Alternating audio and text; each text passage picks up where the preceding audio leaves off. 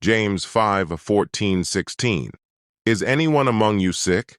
Let them call the elders of the church to pray over them and anoint them with oil in the name of the Lord.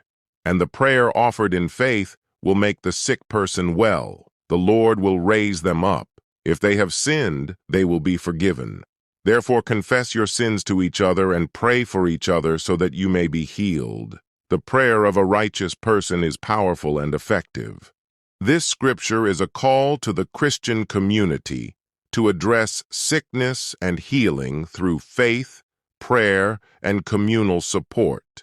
It instructs believers that when someone is unwell, they should seek the assistance of the elders of the church.